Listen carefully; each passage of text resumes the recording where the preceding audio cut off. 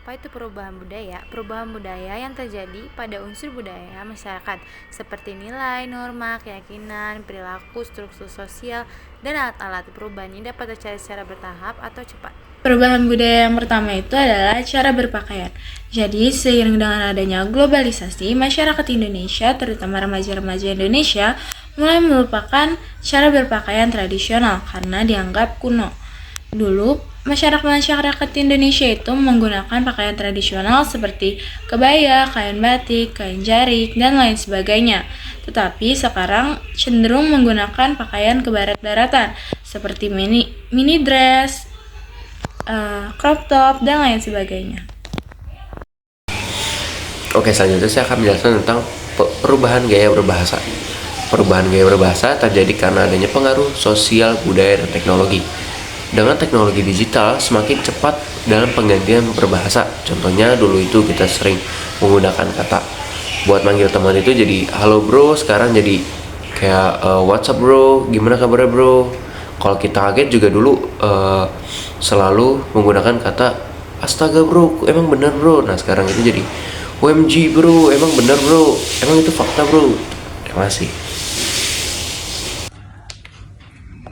Perubahan peran dalam gender. Perubahan dalam peran dan status perempuan di masyarakat. Perempuan kini semakin aktif dalam pendidikan, pekerjaan, dan kehidupan publik yang membawa perubahan dalam hubungan keluarga dan pembagian peran dalam rumah tangga. Contoh dalam kehidupan pendidikan, sekarang wanita banyak yang lebih berprestasi daripada laki, dan dibandingkan dulu kala zaman penjajahan, wanita hanya boleh di rumah saja, yang boleh berpendidikan hanyalah laki-laki. Dan contoh dalam dunia pekerjaan, wanita sekarang banyak yang mulai bekerja dibandingkan dahulu mungkin wanita cuma bisa jadi ibu rumah tangga.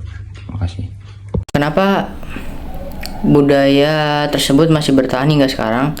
Yang pertama itu gaya berpakaian. Gaya berpakaian barat ini masih dilakukan hingga sekarang karena adanya kalangan masyarakat yang tidak mau ketinggalan tren. Jadi misalkan kayak pesta Halloween. Pesta Halloween itu kan kalau zaman dulu itu menggunakan pakaian-pakaian yang memang menyeramkan. Misalkan kayak kepala pumpkin atau baju pakaian yang penyihir gitu. Tapi kalau sekarang itu malah berbeda jauh. Misalkan kayak menggunakan gaun yang pada dasarnya untuk pesta-pesta formal gitu. Terus yang kedua itu gaya berbahasa. Gaya berbahasa yang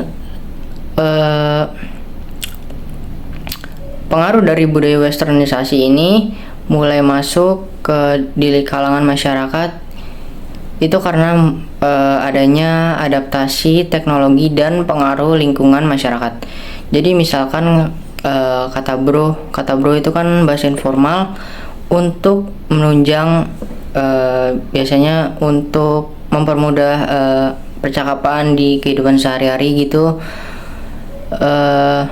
Itu kan awalnya dari adaptasi dari bahasa Inggris. Nah itu mulai masuk misalkan di Indonesia itu, jadi bahasanya tuh sering dipakai. Terus juga kata FOMO itu kan ditemukan kata itu kan ditemukan pada tahun 2004. Nah itu mulai masuk ke Indonesia, mungkin 2024 udah masuk, cuman 2025 itu udah lebih rame kata FOMO ini karena mungkin adaptasi dari teknologi, misalkan dari sosial media seperti Instagram, terus misalkan Facebook dan lain-lainnya itu mulai masuk. Dan mungkin karena dari lingkungan sekitar masyarakat tersebut juga. Terus yang ketiga itu perubahan peran gender. Jadi perubahan peran gender ini terutama perempuan itu, jadi perempuan itu tidak hanya sebagai ibu rumah tangga, tapi sekarang gender perempuan ini itu mulai dinormalisasikan di masyarakat untuk dapat bekerja di bidang pendidikan atau di lingkungan masyarakat, misalnya seperti itu. Jadi perubahan ini juga mungkin tujuannya karena untuk gender perempuan ini untuk mencukupi kebutuhan finansial. Jadi ya gitu, nggak hanya cuman jadi ibu rumah tangga aja. Dampak positif gaya berpakaian. 1. Memungkinkan individu untuk mengekspresikan identitas. 2. Memperkaya identitas nasional dan memperkuat toleransi antar budaya. 3. Mendorong industri untuk berinovasi. Selanjutnya ada dampak positif gaya bahasa. 1. Meningkatkan kemampuan komunikasi antara generasi dan latar belakang budaya yang berbeda. 2. Mendorong kreativitas dalam bahasa yang dapat memperkaya sastra dan seni. 3. Meningkatkan kesadaran akan isu-isu sosial seperti kesetaraan gender dan hak asasi manusia melalui penggunaan bahasa yang lebih sensitif. Selanjutnya ada dampak positif peran dalam gender. 1. Berkontribusi pada peningkatan kesadaran akan kesetaraan gender, membuka peluang bagi perempuan untuk berpartisipasi lebih aktif dalam berbagai aspek kehidupan. 2. Perempuan kini telah didorong untuk mengejar pendidikan dan kinerja, meningkatkan kualitas hidup mereka. 3. Perubahan persepsi.